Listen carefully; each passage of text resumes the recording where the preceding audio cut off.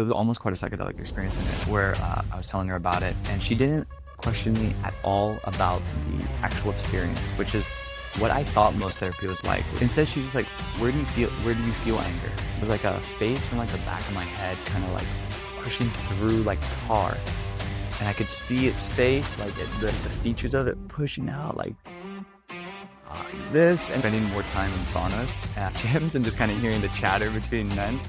And just how many people are taking things like peptides and steroids, and some of these guys are like in their 20s, not even 25 yet. And I think that is madness. And for a long time, I thought I was the issue, that I lacked the mental strength or the grind culture, or just it was that I was the problem, not that what I was trying to fit it into was the problem.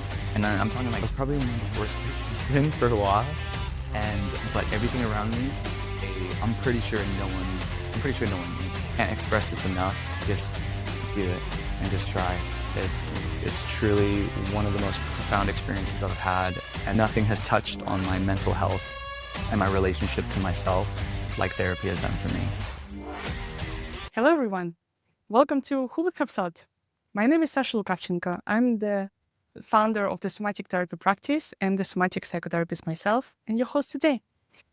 Here in the space, we speak with entrepreneurs, founders, therapists, and simply amazing humans from various walks of life who share vulnerably and courageously the real story behind the outer success. Here we go beyond the highlight reel into what actually helped and what didn't help bring them to where they're now.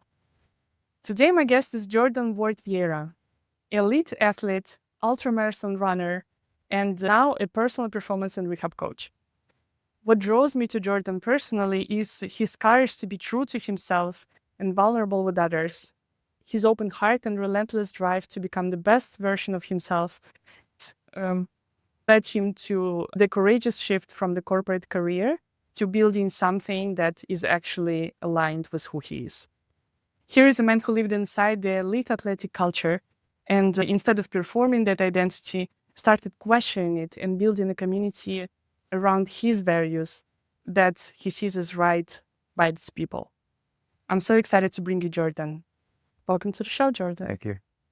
So excited to be here with you. Me too.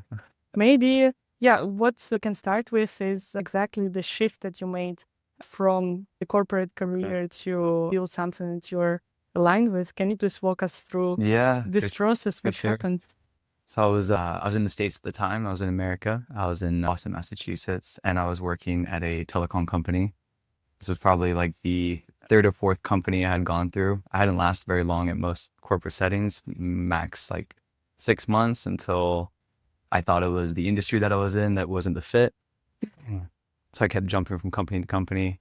I ended up at this telecom company, and it was very typical like corporate cubicle style, white walls all around you.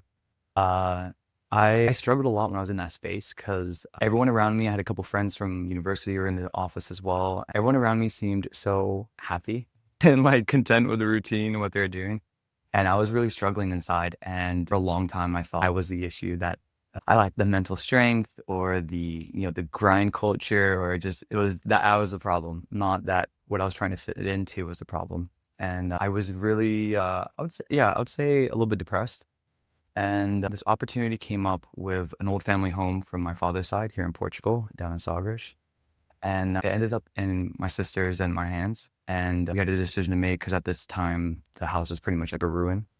And we had a decision to make to whether to sell it or to do something with it. And it just looked like the perfect opportunity to get out of corporate lifestyle and completely change my life. So I quit my job, I sold my car, couple other belongings, moved out to Portugal, first here in Lisbon with my sister for a few months to kind of get my feet on the ground.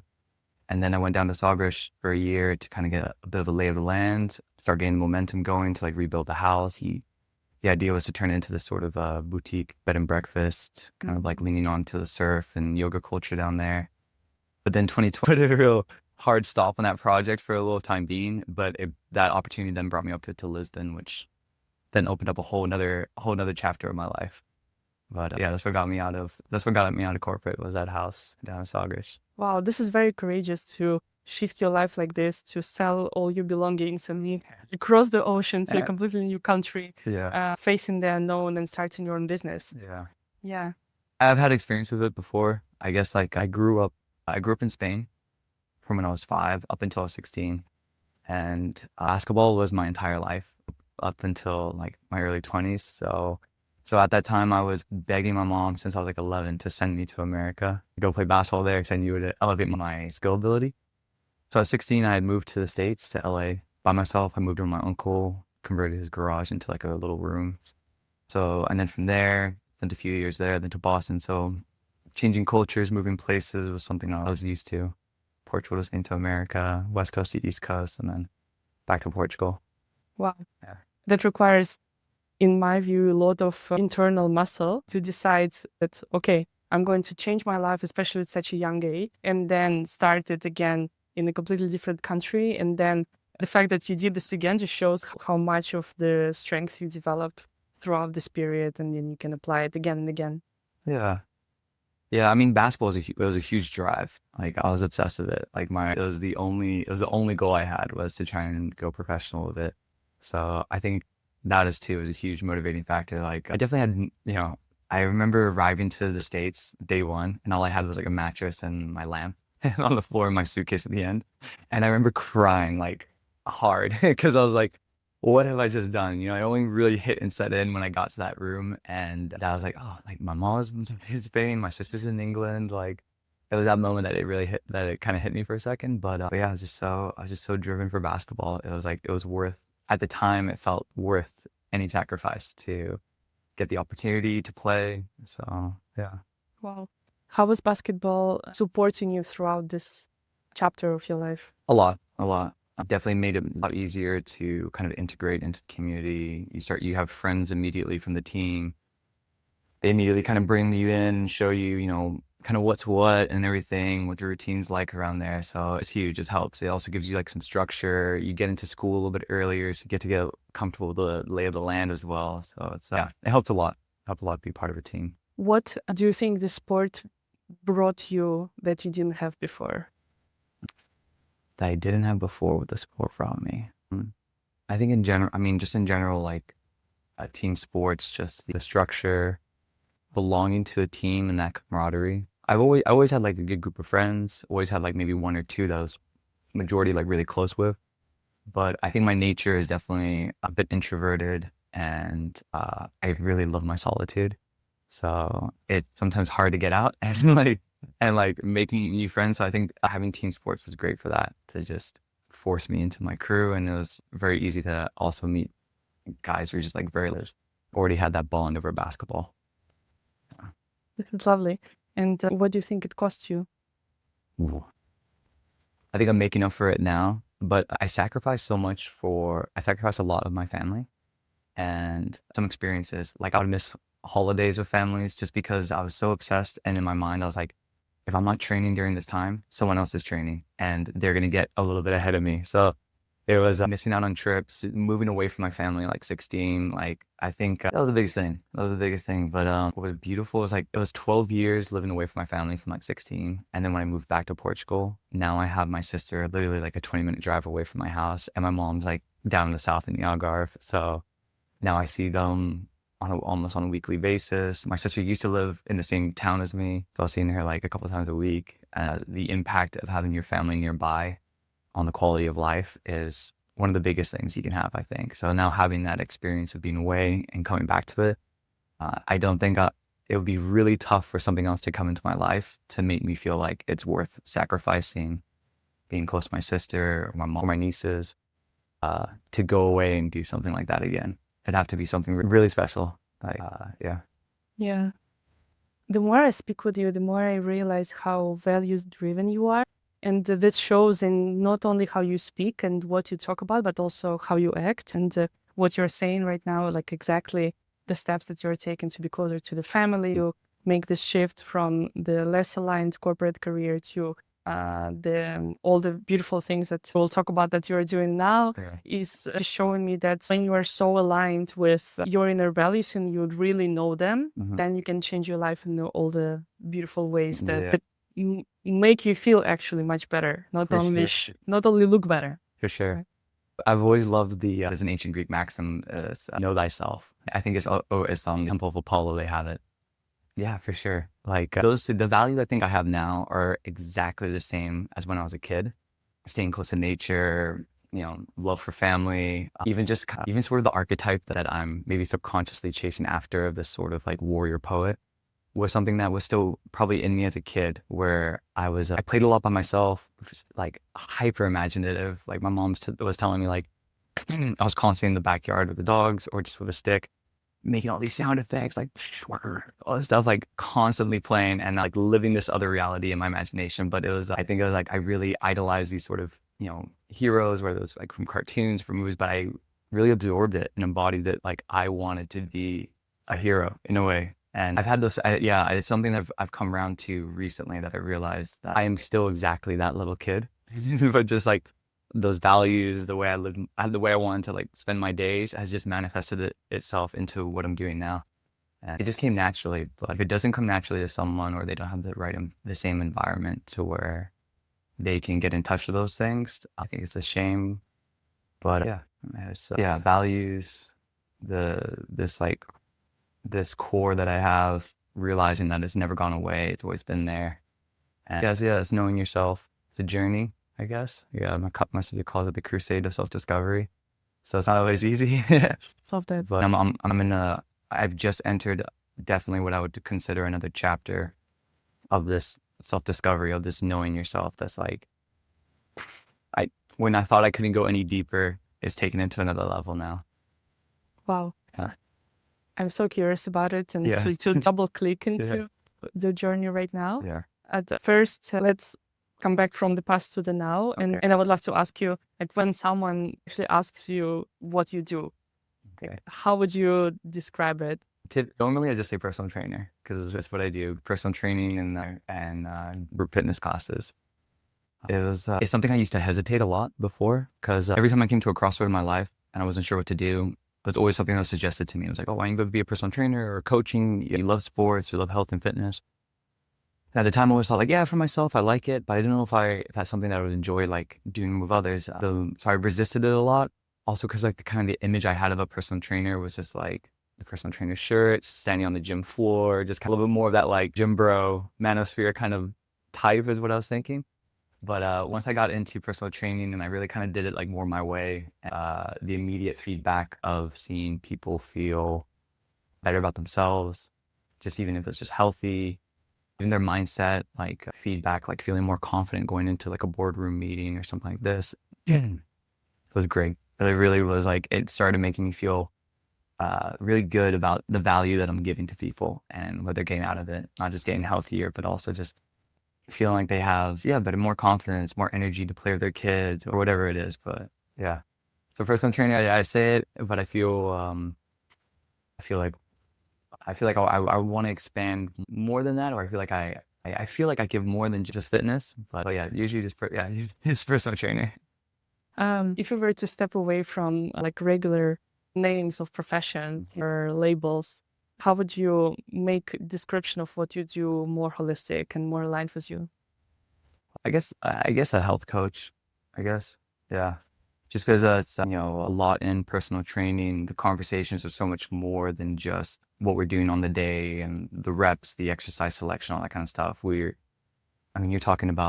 talk about people's postpartum depression and how they navigate that. We talk about other ways, other health hacks on, nutrition or sleep or even just stress management. I've recently started therapy myself, and I'm like sharing that with like all my clients about what the experience has been like. And so I think like health coaching would probably be something that I would want to feel more like as an appropriate label for what I do, helping people to just get healthier on an aspect of physical, mental, spiritual, all of it. Amazing.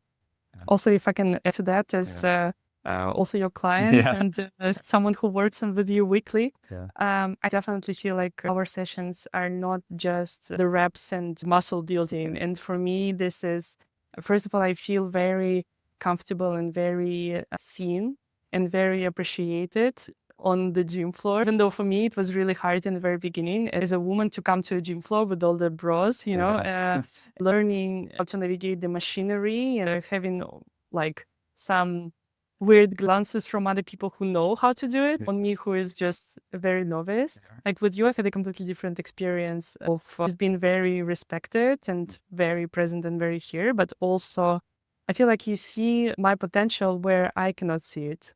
And this is so important for growth. Definitely it makes my inner process flourish when I work with you. And it's both the physical and the mental and emotional healing in that sense to pump up iron. Very cool. Very This is cool. nice. I'm really happy that you feel like that. And I think that's like with everything though, like that sort of outside the perspective, standing out of the picture. Like when you give advice to a friend about their relationship or about what they should do in work when they're at a crossroads or whatever, we always have such a good perspective or input, and we can see the potential in the other one and stuff like that. It's always when it comes to ourselves, it's always very difficult. So like maybe on the gym floor, totally, it's easy for me to see like the power in people and the strength that they have. But vice versa, there's definitely a lot of aspects of my life where I'm like, I don't know if I can do that. Whereas people behind me are like, oh, of course you can do that, bro. Yeah. Yeah, I think it's very normal when you're on the outside and watching. It's easier to see the potential that people have. Yeah. Speaking of the outside watching, I would love to go a little bit deeper into something that was mentioned already a couple of times, which is this bro culture in the gyms and the manosphere. Yeah. So you've been inside the elite athletic culture for years. And what's the version of masculinity that gets celebrated there? And what does it actually do to people? Okay. I would say majority of my experience, I was very lucky with the teams I belonged to and the coaches that I had that actually created a really healthy space, I think.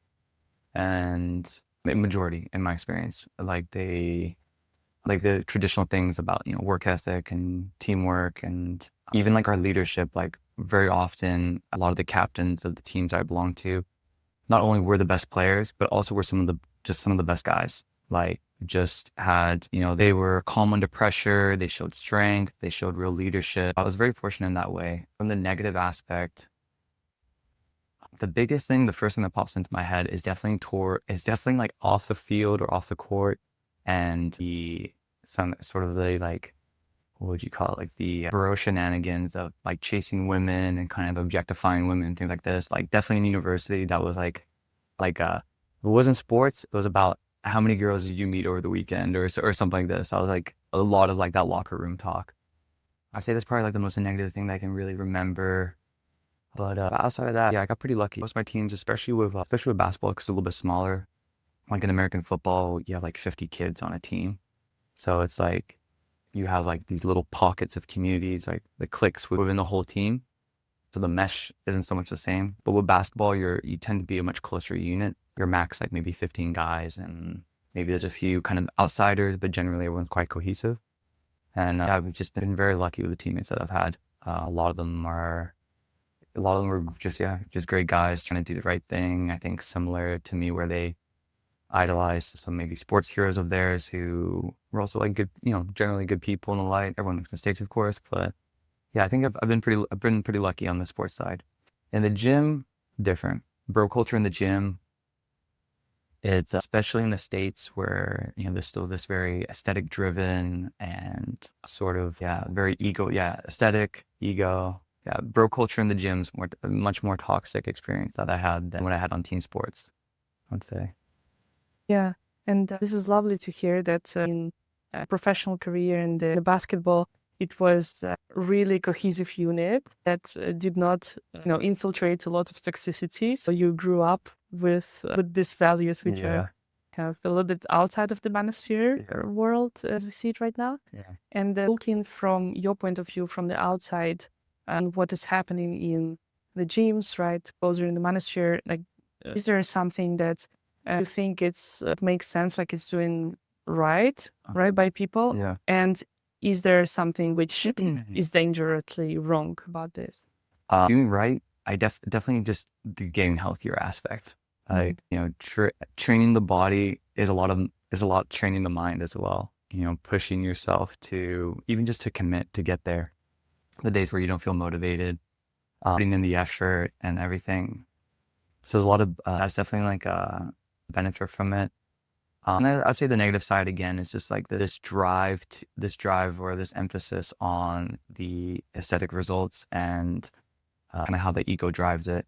I think is the detrimental part, especially for like younger kids. I'll say like actually this is one thing that's definitely crazy that I've realized more recently, and and it came from like spending more time in saunas at gyms and just kind of hearing the chatter between men.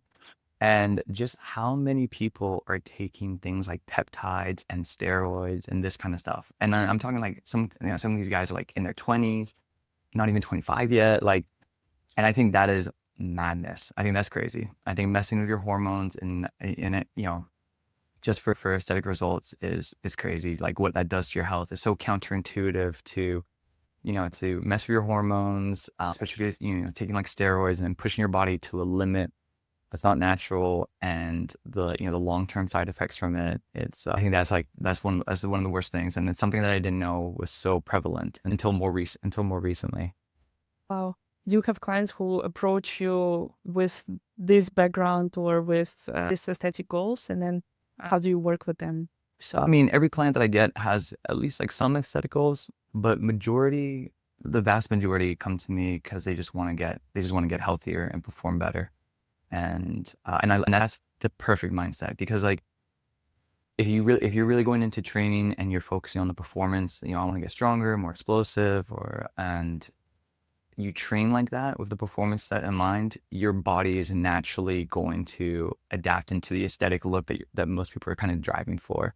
So it's very lucky that I have those people that come and they like, I have everyone from, they're on their third child or they're getting ready for their next 500-kilometer race. So like the spectrum of lifestyle is so wide, but they all are coming for the same thing, that just want to perform better, more energy, feel healthier, and a few aesthetic goals here and there. But what we all do as well, like even myself, I have an arm day that I do at the end of the week.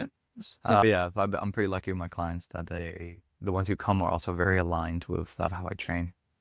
And if you had an opportunity to speak with these men who are into steroids and peptides and all of the hormone therapies, what would you tell them? Like, how would you approach this conversation? It would be a tough one, especially with young men, because I know how I could be. I mean, I've never gone through the experience of taking anything like that. I've been around it before a little bit, like I played American football, especially. But knowing myself now and knowing what I'm going through now, I think I would try to communicate to them somehow that it's much deeper than I just want to be big and muscly. I think most of the time it's probably tied to some sort of not feeling enough in some way.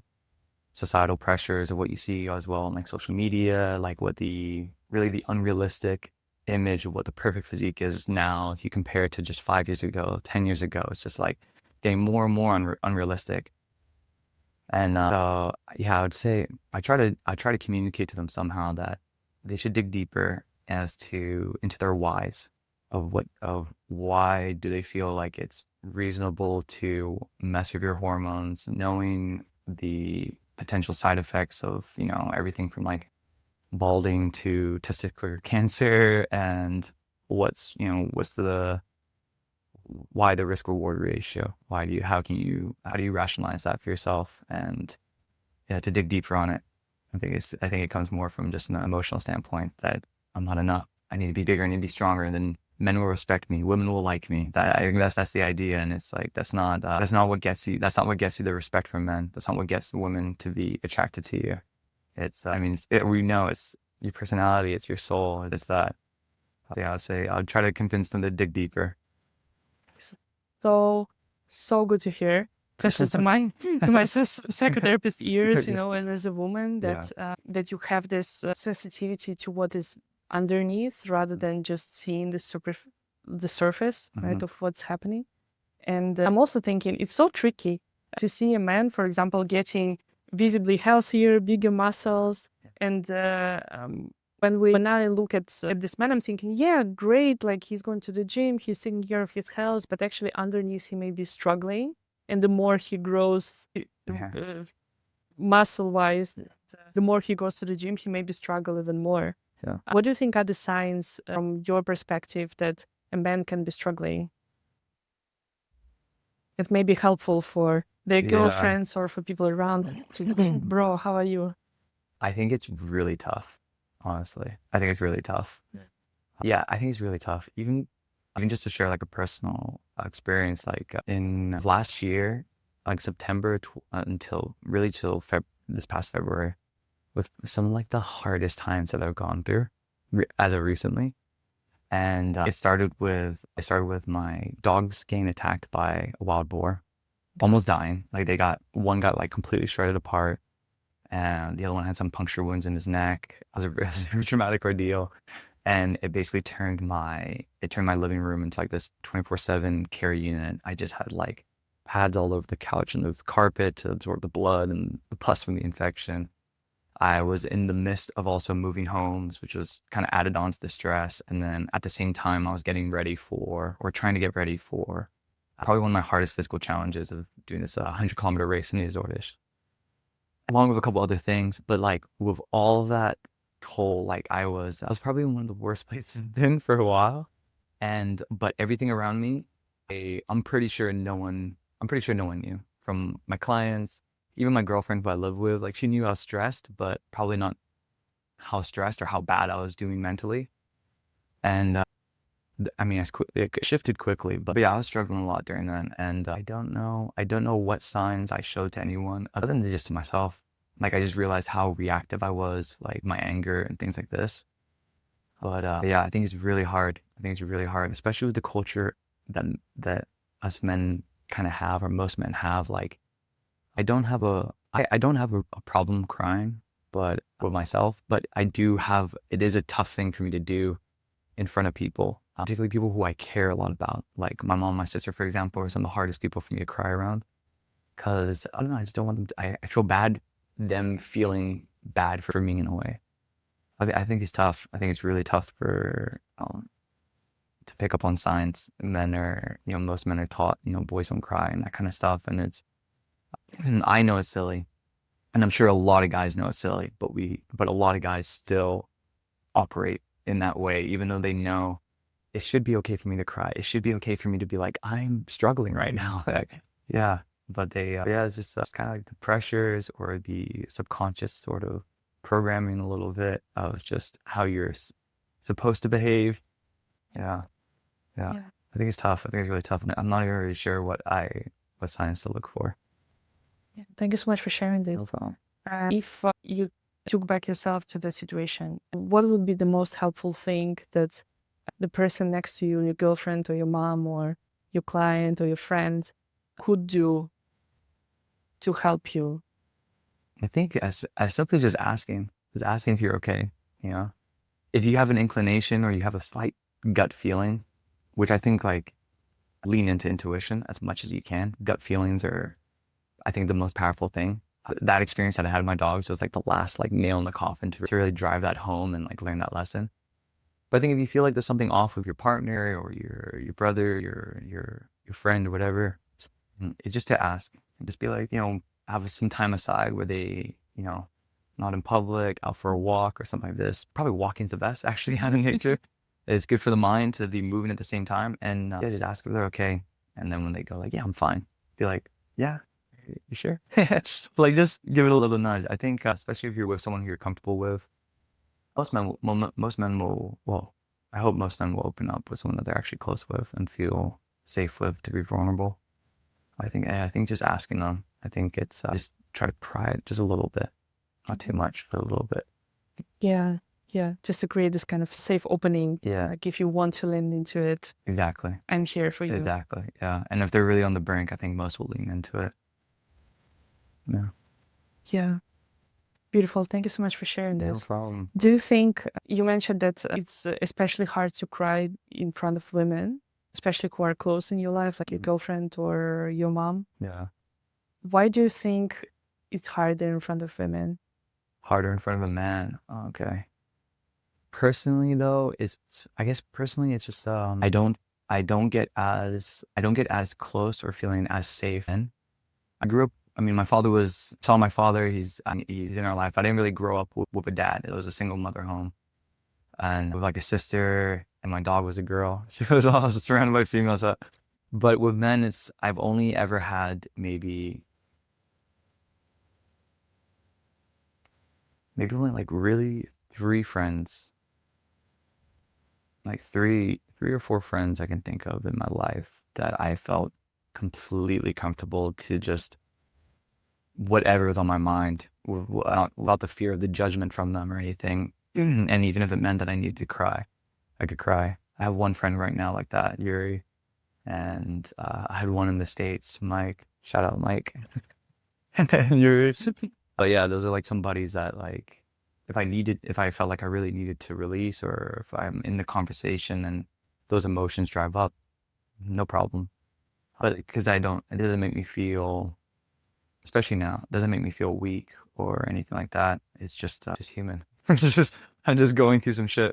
So Yes. yeah, so I just want to share. Yeah, so I have no problem with sharing, but it definitely is. It's harder to have, at least for myself, it's harder to feel a safe space with men, just because. Also, I think because like it's not so much from not as much from my side, but maybe more so from their side. Just that not as many men are comfortable to even be around it as well. So like, if it's a close friend who opens up to me and it drives up emotion with their crying, I have no problem with it. Just be like, oh man, come on, just pull it together. Never like, I feel bad. I feel sad for the guy. Let it out, bro. So I think it's just more that it's I don't have the problem being vulnerable. It's just who I'm being vulnerable with. If it's a person that I'm close with and they have the space for it, and you don't find many, in my experience, you don't find many men like that. So, and yeah.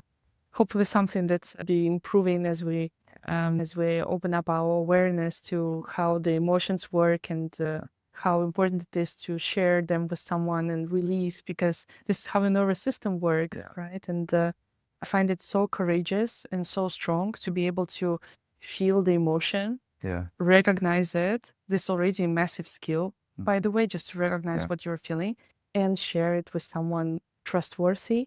And vulnerability is nothing weak, right? It's vice versa, the courage to open up the heart and show what is actually inside.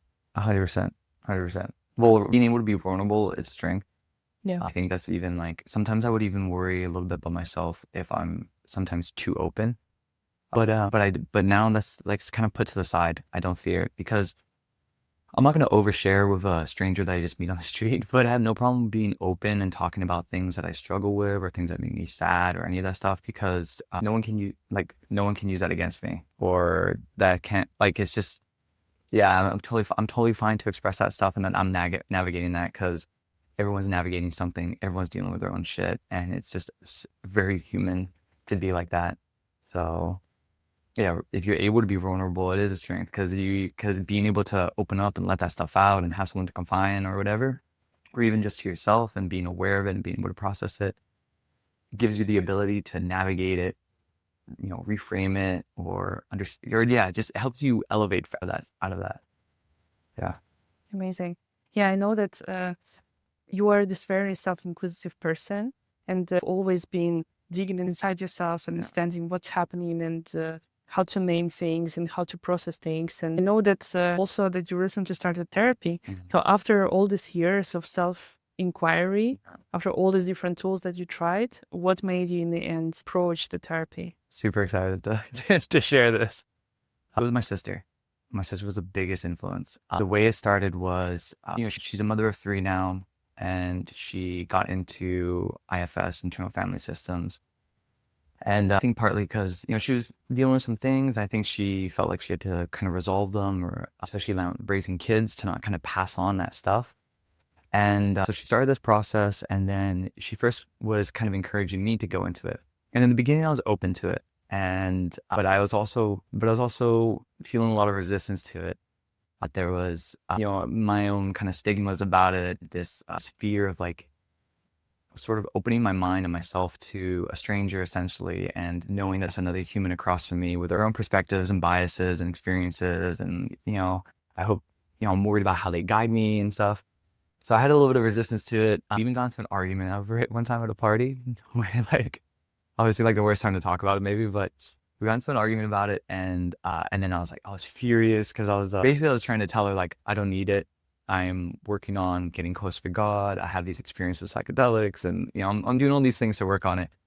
And so my initial reaction was like, you know what, I'm gonna do therapy and show her, like, just to show her it doesn't even work. I don't need it, the kind of thing. And then that turned into me being like, no, I'm not even gonna do it. And so it caused this like real divide for a little bit. And then I was over the Christmas holidays where I've always known my sister loves me, and she does express it in ways, but she was never a person who showed it with hugs and like words and so much. And we were at Christmas, and she just like came over to me one time, and it felt completely unforced. It was so sincere. And she just gave me a big hug, and she's like, I love you. I'm so happy you're here, and you're such a great uncle. And I was like, oh, like even now, it gives me a little bit like, and I was like, oh my God. I was like, it felt so good. And then a couple other actions like this happened. And then there was another one at New Year's where she just did the same thing. She came up and hugged me. And she told me, like, I'm just so happy you're here. We got to hang out together on New Year's because both our plans had fell through. So we decided just to hang out together with the family.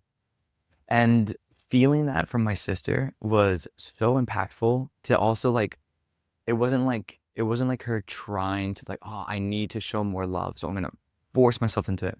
It wasn't like that at all. It was genuinely, she wanted to hug me and tell me that she loves me for that. And it was such a profound change in her that I was like, pretty much like, holy shit, that works. So I signed up for it, and now I'm going into my 3rd month. So I just finished 2 months of it, and it hands down has been the most profound experience. And I have, from session number 2, I have just the benefits from it. Just how I talk to myself, how I'm just a little bit kinder to myself, just all of it. And it's just been like, to see small changes or these small little shifts, but it's happening.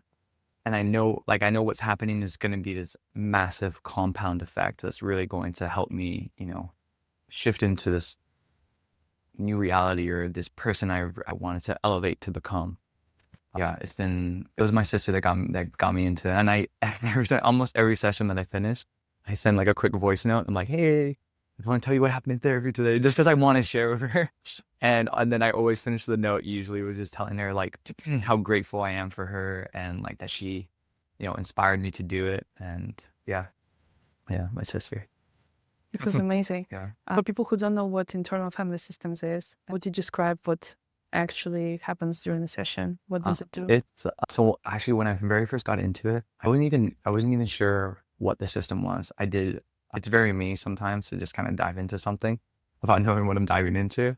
The sister. Yeah, I trust my sister basically. Yeah, I trust my sister, and I saw that it worked with her. But it's essentially it's dealing with like these parts of yourself. So the idea is that we have like this core self, who is like the true self, and it resonated so much because I know that's there. Like, and then there's like these parts, whether they're like these reactions or these copes or things like this that sometimes come up, and they are a part of you, but they're not the entirety of you. They come from some sort of experience you had as a kid that then kind of solidified itself and never got remolded after that experience. And quite powerful, I guess, like framing it in that way. And it resonates a lot because it's like, it doesn't feel like I get tied to something about myself. So a big aspect that I wanted to go for was actually my anger. And on the surface, like most people see me as a very calm and kind and all this, which that is who I am. That's true. I am at the center of the self. But there's a part of me that comes out, reacts with anger, and very like ferociously, a real rage. And I used to feel such guilt and shame about that reaction in the past. But now going through this process, identifying where that anger actually comes from and what sort of experience kind of molded it, it's like, it's completely shifted the way I look at the anger or feel about the anger. So before it was like this just like shame and guilt. I'm like, oh God, I'm such a monster sometimes when I react like this. Whereas now it's like knowing where it came from, I have like such compassion towards it. Because through my second session, probably the most powerful session I've had, but we found the root came from sadness, and then a sadness of an inner child, and feeling I even had for the inner child is almost like separate from me. it was like almost like another entity that I wanted to like pick up and hold and be like, dude, I'm so sorry. Like, I love you. I'm here. Like, it was really, and now like now relating to the anger like that is, it's just so much, it just feels so much better. It's much easier to manage where, yeah, I don't shame myself about it. I don't like berate myself for reacting like that. I much easier catch myself before I explode and realize that, yeah, realize where it's coming from. It's just like a sad little boy inside who's just doesn't feel like he's being heard. So when those situations come up where he's not being heard in the outside world, what's the script? And then now that I get where it comes from, yeah, it really helps. It really helps a lot. Wow. Now that you're describing this, it feels almost psychedelic. He's super. That you're having this part and you can Yeah. actually cuddle your own inner child. Yeah. Can I share the full therapy session that I Please, had? Yeah. please, Okay. please. It was because it was almost quite a psychedelic experience in it where so I came to a session and I told her, I was like, I'm not really sure what I want to talk about. The first session I kind of just dumped everything out. And the second session was starting to kind of see where would we start and what we'll filter through. And so I told her, you know, I have things with anger, I have things with avoidance, this kind of stuff. She's like, well, let's start with the anger. We'll start with that. And if you want to, you know, go a different direction, we can go. And I was like, okay, so we started with the anger. And I first tell her about this experience that recently happened. That's why I felt out the anger, which was like some like some traffic incident, which is, you know, typical here in Portugal. And I lost my anger, I lost my temper, and I was telling her about it. And she didn't question me at all about the actual experience, which is what I thought most therapy was like, which is like, I got angry at the guy. And what did the guy do? What did it, you know, like, instead she's just like, where do you feel anger? I was like, oh, okay. I was like, I know it comes from right here. It feels like this little orb that like glows up and then it kind of explodes in like a fire over my body. And she's like, okay. And she's like, she asked me to close my eyes and ask myself where that anger comes from. But don't answer yourself. Don't think about the answer. Just ask yourself. And I definitely think like I think I'm an introspective person and I reflect a lot, but I'm definitely a chronic overthinker and I'm always actively answering myself. So I have these discussions where I ask a question, but I actively answer. It was the first time that I just sat there and asked without an active answer, like, where does anger come from? And immediately this like little voice inside me goes, like, sadness, like a little kid's voice even just screamed. And I opened my eyes and I looked at her and I started kind of laughing because it was just wild. It was like psychedelic. And I started laughing. I was like, oh my God. I was like, sadness. It comes from sadness. I was like, oh my God. And she's like, okay. She's like, where's the sadness come from? I'm like, oh, I feel it right here. It always starts in my throat, kind of the same thing, like this orb, and then starts to spread behind my sinuses. And then I begin to cry. And I had it on, I was like holding here and she, you know, kind of guiding me a little bit through. She's like, sometimes sadness can be feeling unheard or, you know, things like this. And I'm just kind of there sitting with it, like, yep, resonates. And then she says, hopelessness. And it kind of pulls me from it. I'm like, no, I'm like, it's not hopelessness. Because no matter rock bottom, I always feel like there's a way I can. But I told her, I was like, I don't know if this is just cliche to say or if it's what's coming up. I was like, I feel like thinking of my dad because dad had cancer and he had a feeding tube. I went through his throat here and he still has a scar and it's always something that I always like notice. And I was like, you know, I'm thinking of my dad and stuff. And then we talk about that experience a little bit. And I told her, I was like, I remember the experience of my dad getting cancer and understanding the severity of it as a kid. But I had this feeling of like, man, I hope my dad doesn't die. But just because he's my dad, I know him and I don't want him to die. But it wasn't a fear of losing a father. It was just a fear of losing my dad, this guy I know. And, you know, and in that moment, it hit me where I was like, holy shit. I was like, I never had a father. Like, I have a dad and I go and I visit him. Yeah, at this point, I'm like, I am, like, the moment I come to that realization, I start to bawl my eyes out, crying, like, really crying, sniffling and everything. And I'm like, oh my God, I was like, I never had a father. I was like, you know, we would hang out with him in the summer and we would play. There's no bedtime. We go to the beach. We have chocolate milks whenever we want. Like, it was just like more of like a playmate, but not that father figure of like guidance and protection and all that kind of stuff. And I was really sad about it. And then she told me, she's like, are there any parts of you that can help this little boy? And this is like when the most psychedelic experience came in, where I like had my eyes closed and like a vision hit me where I could see myself as a little boy, and he was like standing on like a stone pillar, like this platform. and everything else was kind of quite dark around it. And there was like this like beam of light, this like kind of bluish hue to it. It felt kind of like cold. And I can't remember if he's standing or if he's like kneeling, but he's very small and he's just kind of like asking like, is there anyone who can help me? And then there's like these two really tall figures over him. And they feel kind of parental in a way, or they almost even feel like, you know, they could be like parts of me, but they're like there and they're like, yeah, like I can. And the other one's like, yeah, I can. But they weren't actively helping. So it's almost like I was like, can you help? Yeah, I can help. Oh, but will you help? Oh, you didn't ask me if I was going to help. But it was just that image and the way my subconscious answered me was two of the craziest experiences I've had, not on psychedelics, but it felt just like that. The other one that I had was when I got in touch with my inner voice that I have, that it's super cruel and he's there all the time. And it's very berating. It talks to me in a way that I would never talk to any of my friends. I would never talk to anyone like this, the way it talks to me.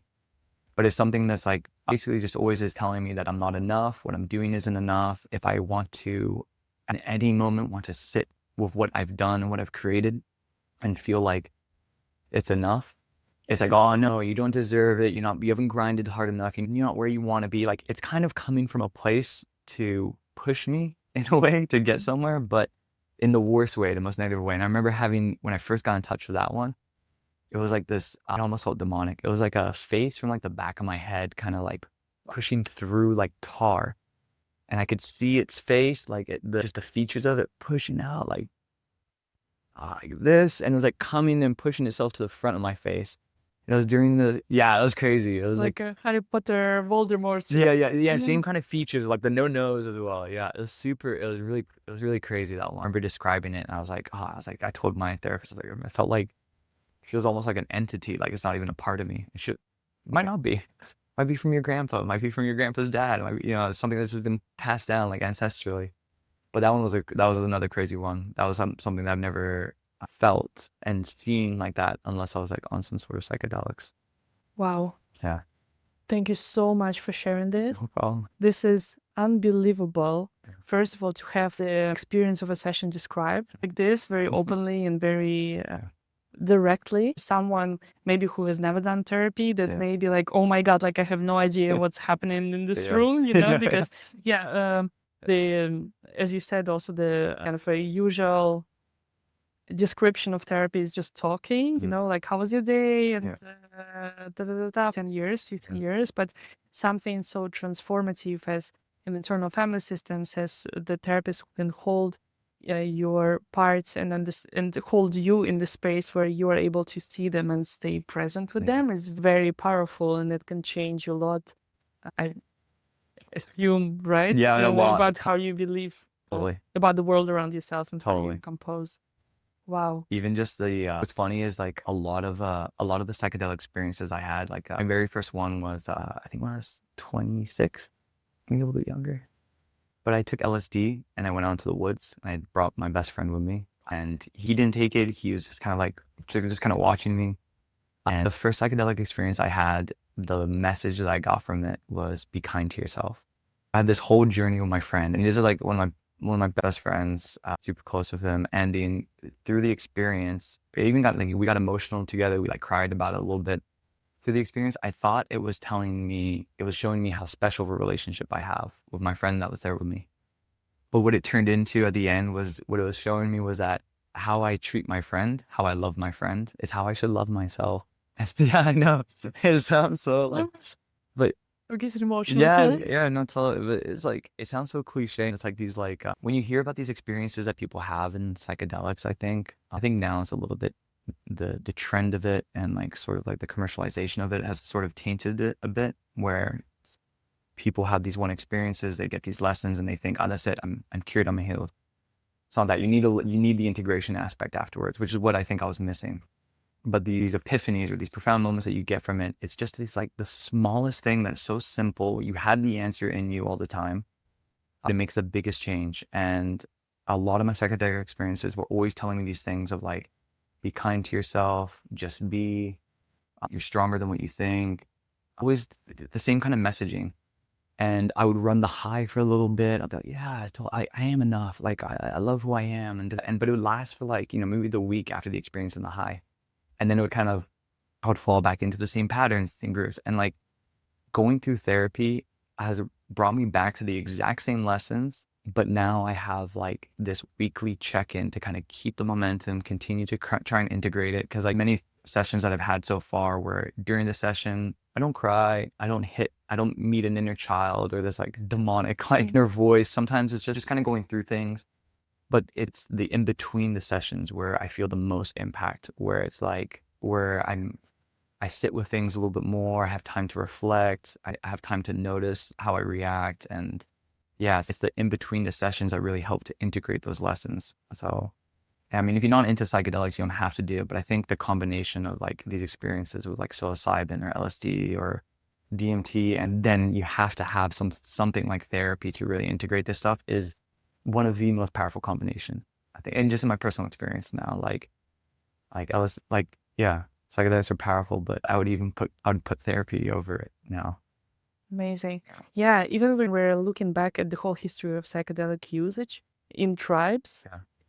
integration was part of life, Yeah. right? You're having this shaman, this facilitator who is administering psychedelic, and then you're having this peak experience. But then afterwards, you always have them present in the tribe to integrate, and you have the sessions with them, and you speak and you dance and you keep living your life. And the whole tribe also understands what you've been through because they've been also having this similar experiences, so they can support you and facilitate this integration. Whereas right now, yes, we do experience psychedelics in certain maybe ceremonial spaces, maybe in parties, maybe yourself, you just go to the woods. But then this tribe, which understands what you've just been through, is oftentimes missing. And what therapy can give is this pillar that you can fall back into and come back and say, this is what I'm going through.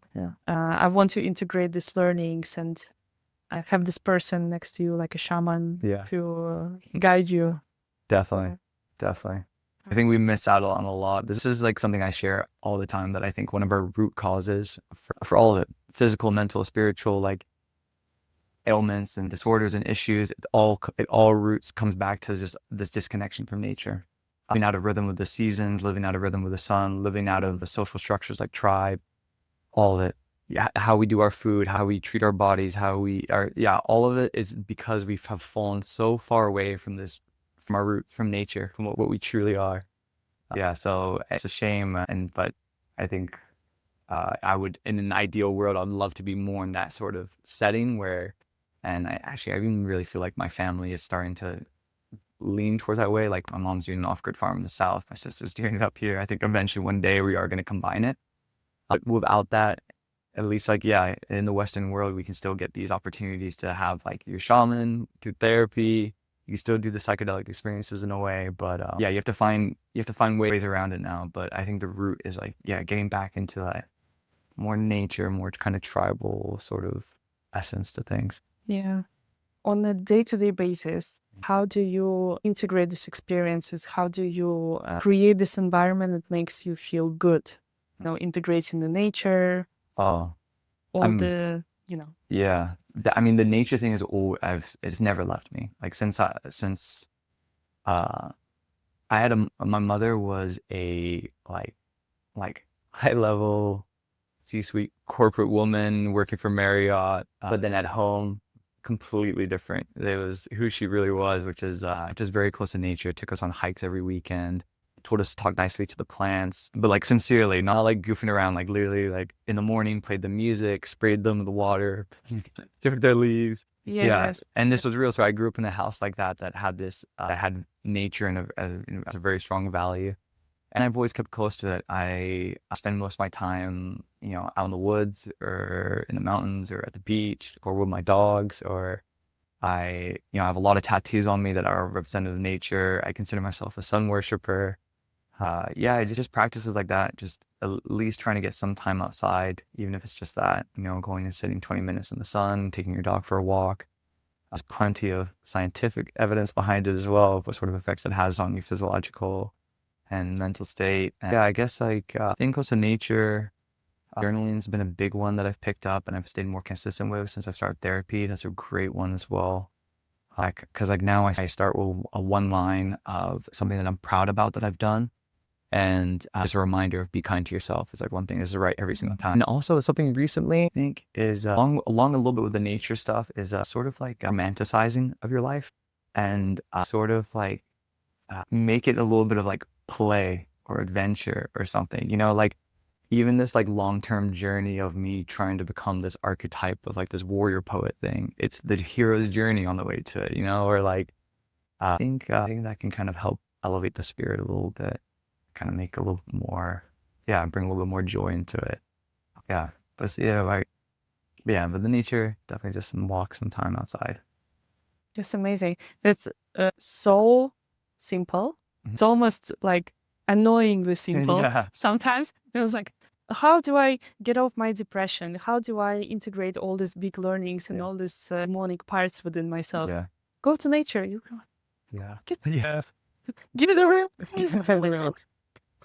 I need my whatever Yeah. pills prescription. I need But like something very there's something that I pay a lot of money to, something like deeply researched, like with lots of compounds inside, some like big dedicated training plan. yeah, Where is it? yeah. No, just get to nature.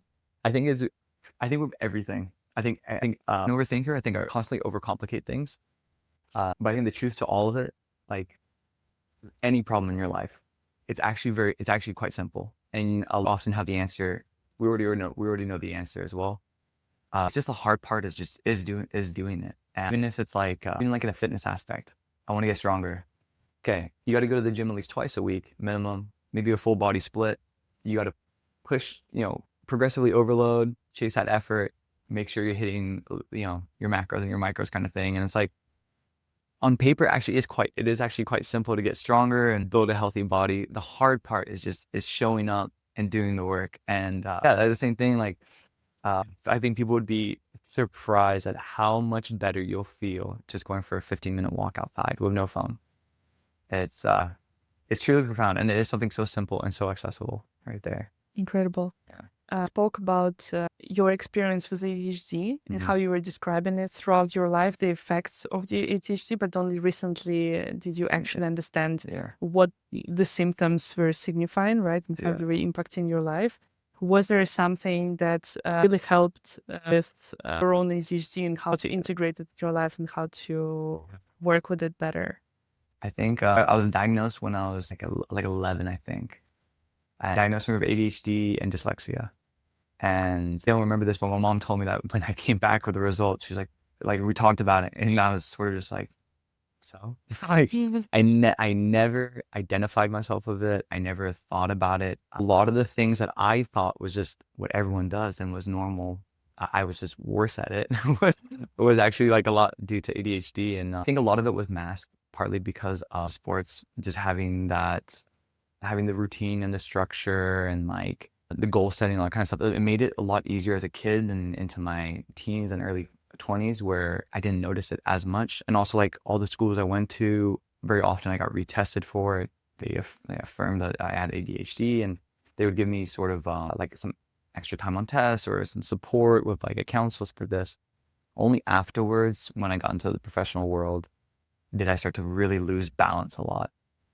And I think something that helped me a lot was having those skill sets from what I learned from my experience as an athlete, and then trying to replicate that now in my daily life. So like I would pack my bag before a game the night before, and I would repack it maybe like 3 times, just double checking that I have extra bits of what I need, wool, socks, shoes, whatever, just like, and so then kind of integrating the same thing, like packing the night before and having my stuff set helps my mind so much in the morning.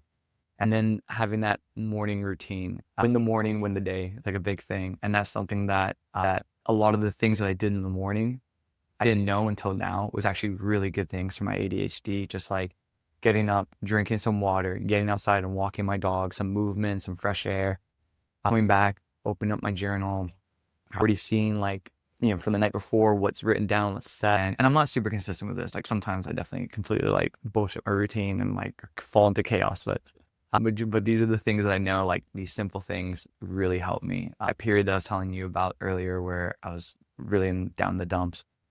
Yeah, I completely fell off my routine, and took 3 days of me just getting up when my alarm was set immediately, chugging a glass of water, taking my dogs and going for like a 15-minute walk, coming back and doing like a 5-minute meditation.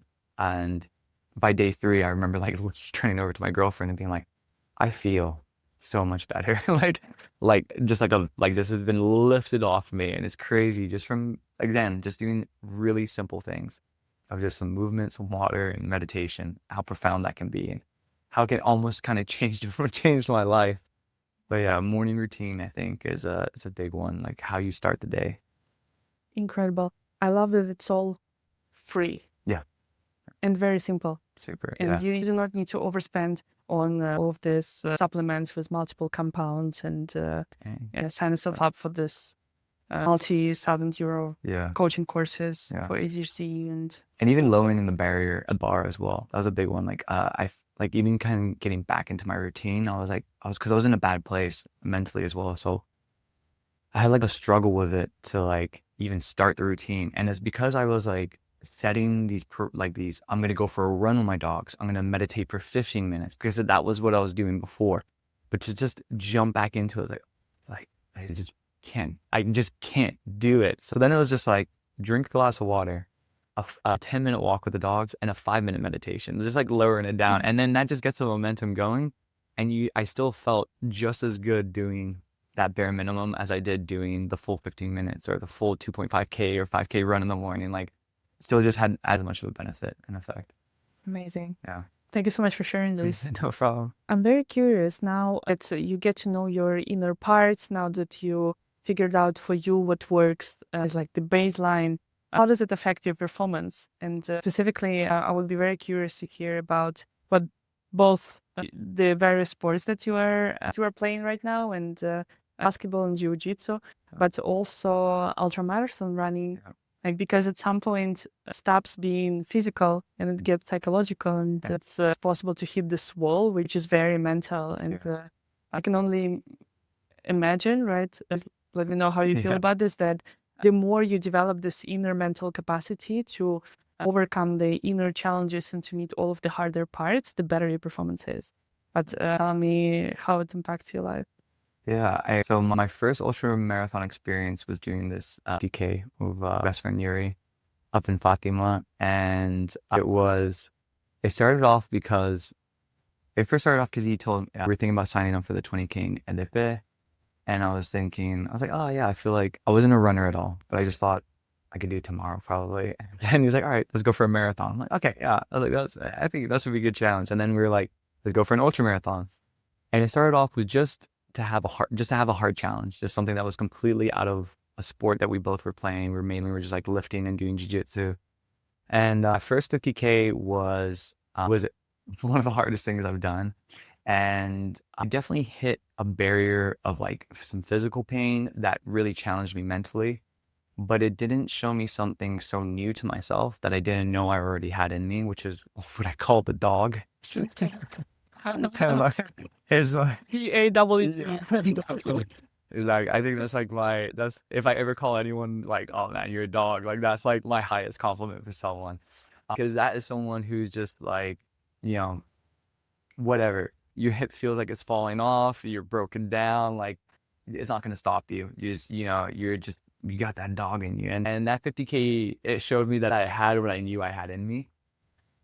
But the run in the Azores was very different because of all that stuff, like my dogs being attacked and moving house and just all that chaos I was in. I mentally and physically, I did not feel prepared for that race at all. But I felt such a pressure because it was the first race we did as a run club, taking a run club out there. And my best friend, we originally signed up together to do the 100 kilometers, and I felt this pressure that I had to show up, I had to run the race with him, just to be there for support and stuff. And so I was very anxious for that race, and I told myself, I was like, again, I got that dog in me, like no matter what, I'm gonna do it. But we started at 10 p.m. at night. You run through the night all the way through, and at about, I think it was like at 2 or 3 a.m. in the morning, I was feeling great, and then all of a sudden, I hit this wall, but physical wall, and I can't even drink water. I'm starting to feel really nauseous. I start to feel really weak. I tell my buddy, I'm like, something's off. I don't feel right. And he's like, okay, well, the next checkpoint's in like 6 kilometers. Can you make it? And I was like, yeah, I think so. And at this point, we're like going through the woods. It's pitch black. I can see like a little red blinking light on the back of his vest, getting like further and further away. And I'm starting to freak out now. So I don't want to be, because you don't see anyone when you're running through it. Once in a while, like a photographer there. And then eventually I have to tell him, like kind of yell out to him, I'm like, I'm not okay. I'm not okay. And my body just like collapses on the trail. And I begin to shiver, like my whole body. But I'm not feeling cold. So my buddy comes over. He sees me shivering and like leaning against the hill on the trail. And he's a little bit worried. I'm worried. And he's like, I think you should call the med team. So we call the med team. I begin to throw up like everything that I consumed. I can't drink any water. If I try to sip some water, it just comes back out. And I'm continuously vomiting. And I tell him to keep going. And I wait there for the med team. The med team picks me up. And they pull me off the course, and I'm unable to finish the race. And in the moment, I felt really defeated. I felt really bad about myself. Because we were close to like maybe the 50K mark. And I told myself, I was like, if I just make it to 50, I've done that before, just another 50. I can do it all halfway. But I didn't make it to that. So I felt really bad. I felt defeated. But something that changed my morale really quickly was I went home, I showered, had a 1 hour nap, and I got back out. And then I just made it my job with the rest of the team to just get to every checkpoint where we saw like our teammates arriving and just give them everything we have. Energy, fuel, like when they arrive, it's like, you're doing great. What do you need? What do you need? Like refilling their water bottles, telling their champ, you have some teammates like crying at a checkpoint and they're like, I don't even know why I'm crying. You're like, dude, because you're running 100 kilometers. Like, what do you think? Like, you're pushing it. You're doing great. Like, and that really like it elevated my soul. And in that moment, I was super, super proud for everybody, even feeling like emotional for them. The aftermath, I still felt really bad about myself, very negative, and I was already kind of in this bad phase because of everything. And I definitely felt this sort of like I have to go back and do the race again because I have to prove it to myself and all this kind of stuff. But it was coming from a very negative place. And now starting the therapy and now having this like newfound like baseline of compassion towards myself and trying to operate more from that place towards myself has completely shifted how I feel about that experience, and it's completely shifted how I'm going back to that. It's not like something that like I don't need to go there to prove to myself anything. Like I don't need to go there and to finish the race just to prove to myself that yeah, you are that dog and yeah, you can do that. It's like I know I am. And I know I can do that. Yeah. It's just like, I just want to do it because it was one of the most adventurous things I've ever done. I was terrified on the side of that trail. Because I had no idea what was going on. I realized it was something with my nutrition and my stomach had shut down. But in the moment, it was, adrenaline's going. I'm like, am I dying? And the adventure of it is what was so much fun. It was actually a lesson that I took from it that I want. From now on, I'm going to start doing a lot more things that scare me and lean into that fear. And therapy was one of those things. I had a fear and resistance towards therapy, but I went into it and that turned into one of the best experiences. So now, coming from a place of more compassion, I'm doing it because I love adventure. I love being a little bit afraid, and I want to chase that. Not to prove anything to myself that I'm enough in any way, because I know I am. I know I'm enough. I know I got that dog in me. I know I can do it. Now I just got to go back and finish it. Yes, dog. Yeah. Amazing. I really love it how you lean into the fear and you understand that there is just a next milestone basically for yourself. It's just this next red blinking light in front of you, which is like, okay, I need to follow this one. Yeah. Wow. I don't think it was always like that. I think maybe, I guess I did it naturally, but now I seek it a little bit. Whereas before, like, obviously there was fear in moving from Spain and going to America. There's this fear in joining a new team or trying a new sport where you're going to suck. But I did it naturally, I think. But now I'm just, much more aware of it and kind of integrating that into like some mantra in my life now of like, it's from Susan Jeffers, where I feel the fear and do it anyway. And it's a quote that I'm just like, I love it. I love it. That Yeah. love that. I remember mom sent me something before the race. Yeah. Can you share with it? Oh, What it was? this is amazing because this was I had this quote that I came across. I don't know where I found it, and it was the antidote to uncertainty is action. And as an overthinker, I very much like get into sort of paralysis of inaction because I'm overthinking all the possibilities of like, if I make this decision, then that this domino effect can create this and that and this. So I can almost get kind of stuck to take a step. So it was a sort of, again, like a mantra that I was leaning on of like, when I'm uncertain, when I'm feeling like fear, just act, just do. And it's obviously a lot easier said than done. And I was feeling a ton of fear going into the race. And I texted my mom and I'm like, I'm nervous and I'm scared. She goes, yeah, how I'm feeling. She's like, good. She goes, nervous and scared is the anticipation of an unknown demand. Yeah. Spoon. Yeah. And I was like, amazing. And what I loved about it was it completed the rest of that quote for me. Because it was like, yeah, nervous and scared is the anticipation of an unknown demand. And the antidote to uncertainty is action. And so now I have that in my journal. And it was just like, yeah, it also was like, it was another moment as well that I'm very often very grateful for my mom and express this. I find her to be a Wonder Woman, and we're all biased, but even people who meet my mom say that she has such a power and energy about her, and it's lovely to hear that stuff because I'm so lucky to grow up with a mother like that who has these like words of wisdom, who not only like talks the talk but walks the walk, and you can see she embodies a philosophy and creates it. So to have someone like that in your corner is like super lucky, super fortunate. Wow. Yeah. Shout out to mom. Yeah, I love you, mom. Amazing. So right now you're building something about running as a community and some space in a club that is actually based on your values and what you deeply believe in, what you would love to have. Yeah. Can you please tell us what is it you're building? I'd love to. It is, we have a run club. It's called the Dirtbags, Dirtbag Run Club. And I started it in January of last year. And it was first, it started off with my sister. I finished my first ultra, and then she wanted to get into trail running. She was 12 weeks pregnant at the time. So we started trail running a little bit, and then like one friend joined, and then another friend joined, and then very quickly it turned into a run club. And with me and my buddy Yuri that we started running it. And it started off as a run club, and now it's turned into what I always wanted it to kind of turn into, which is more this like outdoor enthusiast, health and fitness, like lifestyle kind of brand. And now that's what we're kind of getting into more, where we organize at least like 2 runs a month on here in Monsanto and one in Sintra. And then we also organize these events that are always kind of tied to some things around like health and wellness. We've done like a breath work. We had a breath work facilitator come in. We went to an off-grid farm and had a lunch as a team, and then some guided breath work.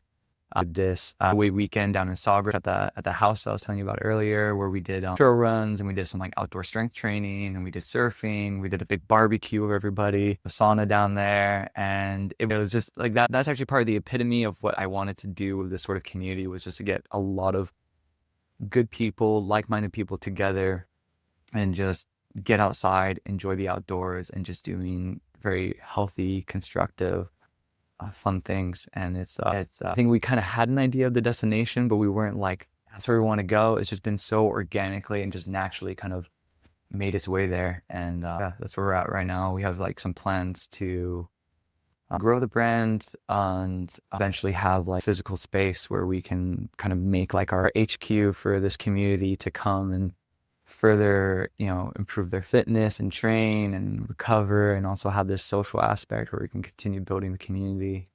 But it's been amazing. It's been in Lisbon for 5 years now. I'm going on to my 6th.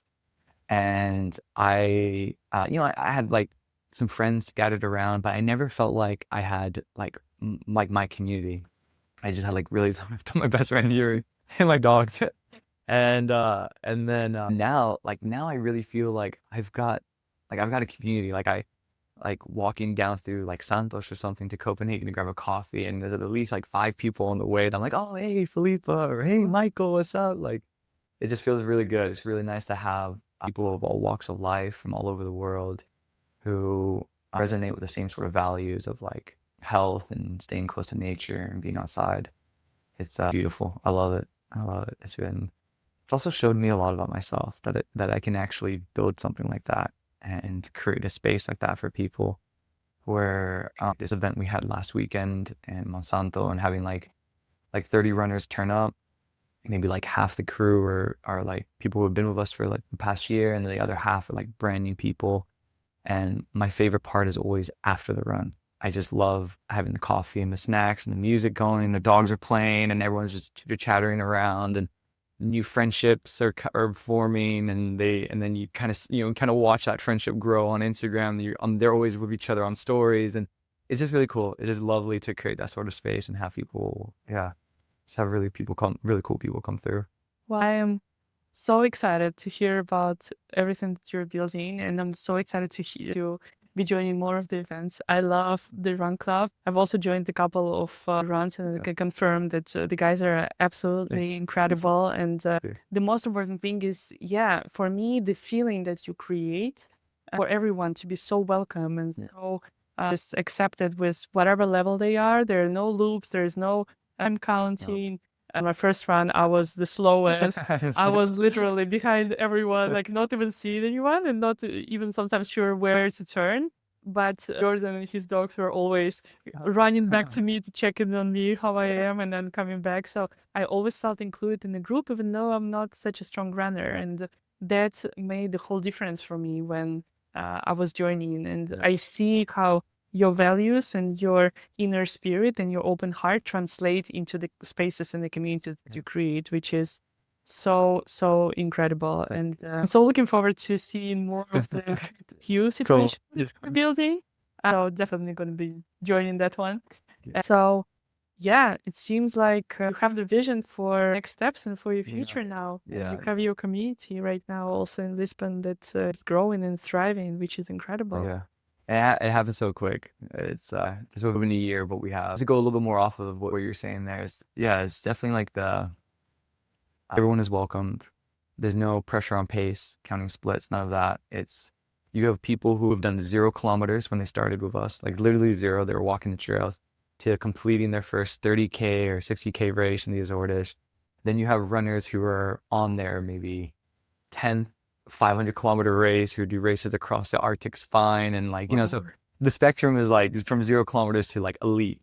And the idea is exactly that. Everyone's welcomed, and out in nature, that's our home for everyone, right? So it's like there's no barrier for us to be like, oh, you have to have a certain pace, or you have to no, it's just come out, enjoy nature with a good group of people, and just that.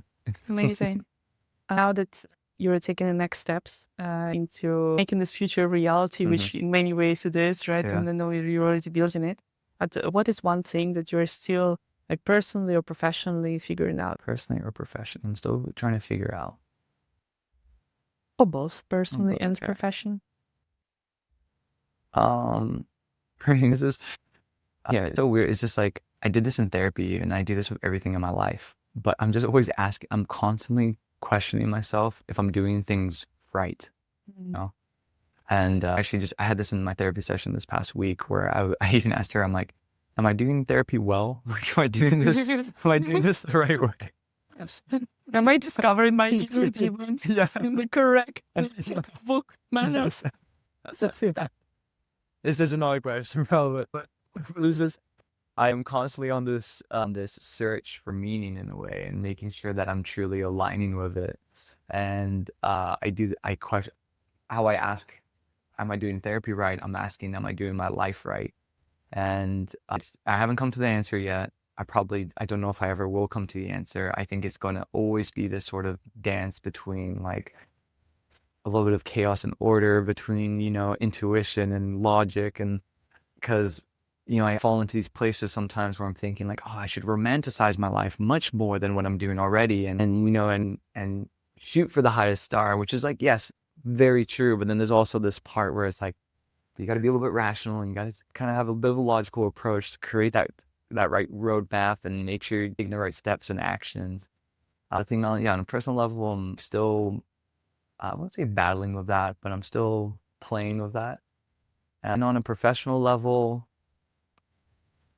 I don't know, because like before I used to feel so inadequate in the sense that like I I used to always have this fear of like, I don't know. I've never done this. I've never built a business. I've never started a run club. I've never built a community. I've never all this kind of stuff. So, but I think kind of that mantra earlier that this uncertainty and the antidote to it is action has been huge because like everything, you learn the fastest and the best by just doing.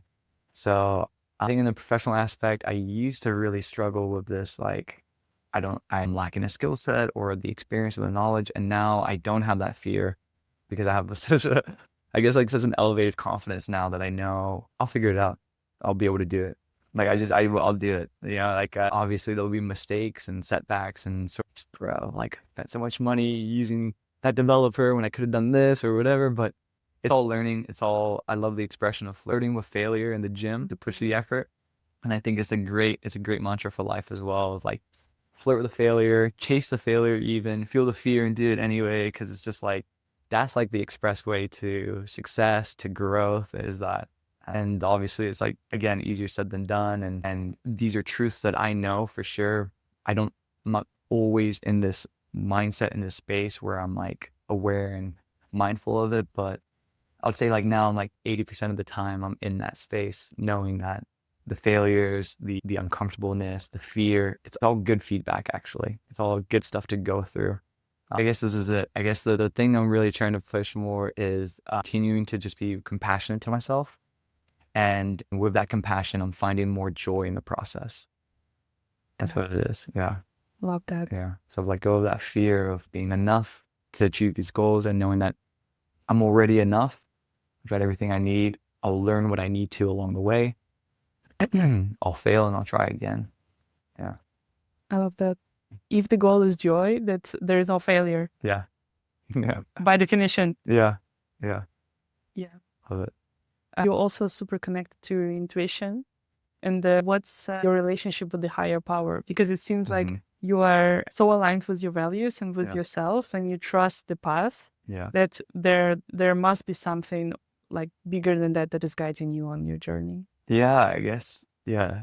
It's that higher power. I really believe it's something crucial or something, yeah, I'd say crucial, but very important that everyone has some sort of relationship with the divine. And in whatever way you find that, it's a personal relationship.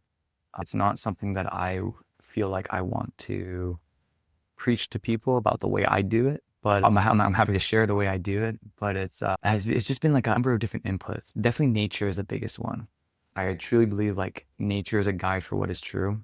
If you want to fall back onto like a reverse engineer to like the most fundamental point and then build from there. I've had influence from my grandfather, who was very Christian, a devoted Christian, read the Bible every night, goes to church when we go and visit. I have my mother, who has a lot of, a big space in her spirituality, talking to the plants, relationship with animals and nature. And I think it definitely started that. I used to have this ritual where I would go up every weekend up to Sintra. I found a little spot that I would never see anyone up there. So it became my like church, and I would go up every weekend to see the sunrise. And yeah, I would wake my dogs up. I'd bring like my breakfast, my food, and I would sit there and I would wait for the sun to like break the horizon and come over. I'd do like a little meditation, and I'd just sit there with the sun. And it was also the first place that I ever actually prayed. And at the time, I had a client who is also a very devoted Christian. And it was lovely. We would have these great discussions about spirituality and religion and sort of where my place is with what I think about Christianity and Jesus and just religions in general. And just how I never felt a draw to the institutions ever, but I always had this draw to God or the universe or the higher power or whatever you want to call it. And so she encouraged me to start with praying. She was trying to encourage me to get closer to Jesus. So I was like, okay, I'll give it a go, because I do consider myself, radically open-minded. And I went up there, and first I was trying to pray to God.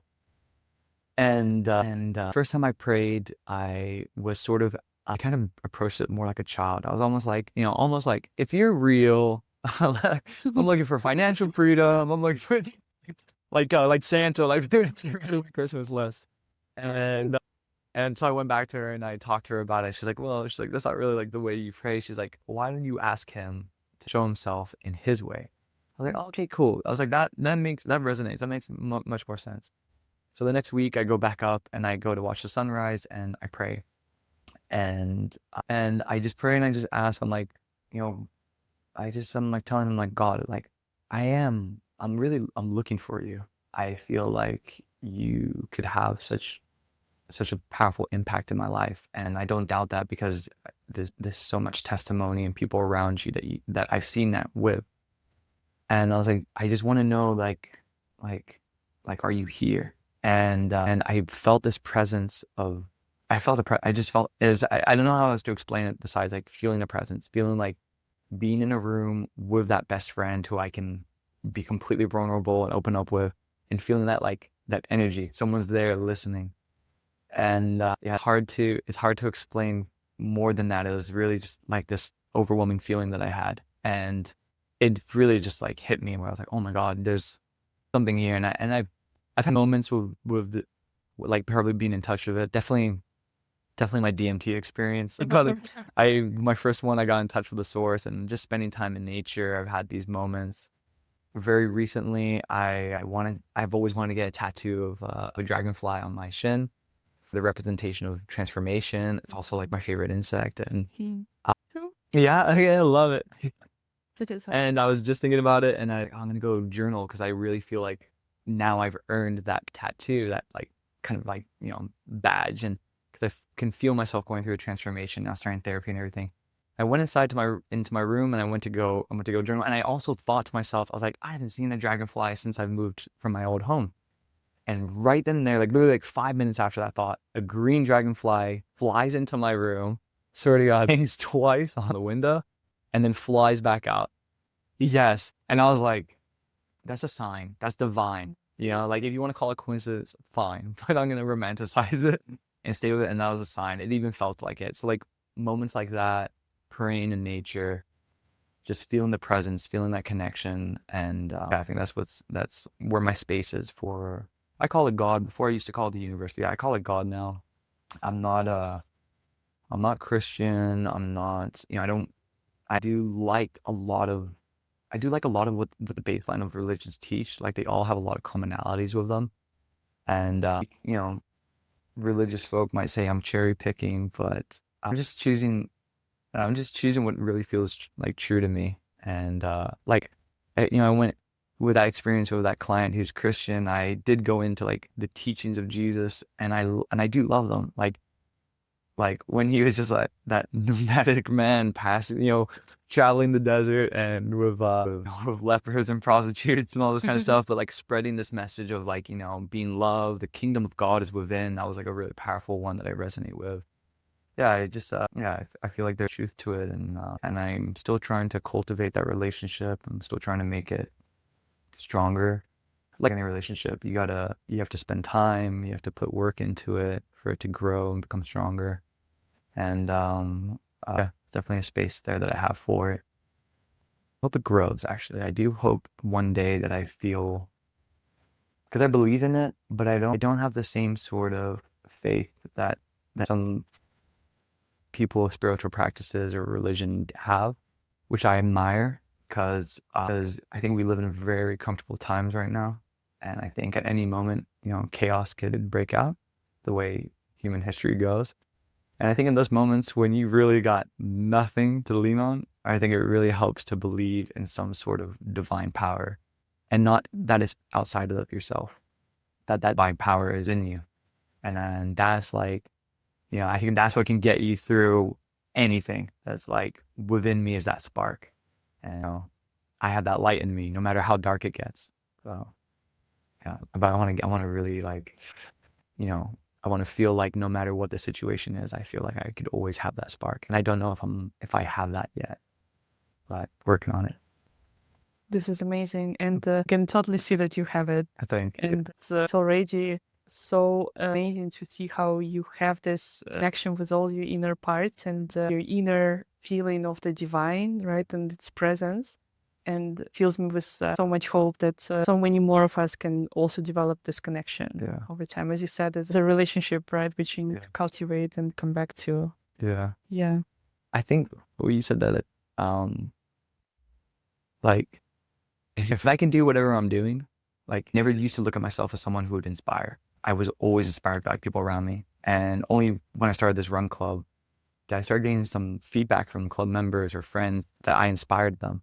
And it took me back so much where I was just like, and it felt so good. Like, and I was like, oh my God. And that's something that I realized that, like, yeah, you're human and that's it. That's all you need to be able to do it, you know, to create that relationship with the divine, to feel the fear and do it anyway and start that business or move to another country or whatever. Like, I used to look at people around me and think that they had certain capabilities or attributes that I didn't have, and that put them in that position. And now I realize that now I look at it like, if he can do it, I can do it. Yeah. Preach. Yeah. So anyone out there who's like thinking like, don't even have an even light inclination to, or even a slight bit of relationship to divine, it's like, I wouldn't stress it. It's there, and you can do it. You'll find your way in your way, probably. But yeah. I love this. Thank you so much for sharing this. No This problem, is of course. amazing. As we're wrapping up, fortunately, I would love to speak with you for many more hours because conversation always brings me so much hope and so much depth and curiosity for self-inquiry. Tell me, are you joining the Olympics team? Yeah, I think so. I'm gonna get myself a little healthier. I'm dealing with just a few injuries from this is for the flag football team of Portugal. What? Yeah. I played for an American football team here in Lisbon. I was dealing with a few injuries from there, but yeah, they reached out to me, it's like the head of the federation, and invited me to come to some practices. I haven't been yet, but yeah, I'm planning on going and checking it out. Why not? Could go to the 2026 Olympics, so if they qualify, and yeah, play some flag football, which would be very cool. So cool. Yeah, a funny one, but very cool. Jordan, I am so excited to continue following your career and what you're building and all these beautiful things that you're bringing to life. Yeah. I will definitely be cheering for you during the Olympics. We will all be doing that. I'm sure everybody who is listening to this podcast. Yeah. Where can people find you? How can people follow along? I'm not super active on it, but you can find me on Instagram at via Jordan. And what else am I on? That's pretty much it. I train at the Amplify Studio and Imira for online. Instagram, I'm on there. I'm gonna try and get a little bit more active. Dirtbag.runclub. That one's much more active. You can find the run club on that as well. I see all the events that we post and the runs that we have organized here in Monsanto and Sintra. And probably those two. Amazing, Jordan. Yeah. Thank you so much Thank you for so coming. much. It's been a pleasure to have you here. I hope that at some point you come back to the space to share all your learnings from your next ventures. Yes, Please. I'll be so glad. Could I share just one more thing, just for the audience? Please. Okay. This goes out to everybody, but particularly like men, because I know there's a stigma around it. And if you've ever thought about therapy, even if you maybe have tried it once before and then just weren't sure if it's the right fit for you, can't express this enough to just do it and just try. It's truly one of the most profound experiences I've had, and this is from chasing, elite competition and pushing myself into the physical limits. This is from doing the most intense psychedelic experiences from like DMT. Nothing has touched on my mental health and my relationship to myself like therapy has done for me. So if you are even just thinking about it, curious about it, try it, go for it. Don't worry, let go of the resistance or the fear about it or the stigma or whatever. It's only gonna benefit from it, bro. I promise. It's really good, and it doesn't have to be a forever thing. It can even just help you introduce yourself to a few parts of yourself, help better understand yourself, better know yourself, and yeah, just give it a go. Thank you, Jordan. Thank you. That was great. Made it. Love it. Thank you so much. Thank you.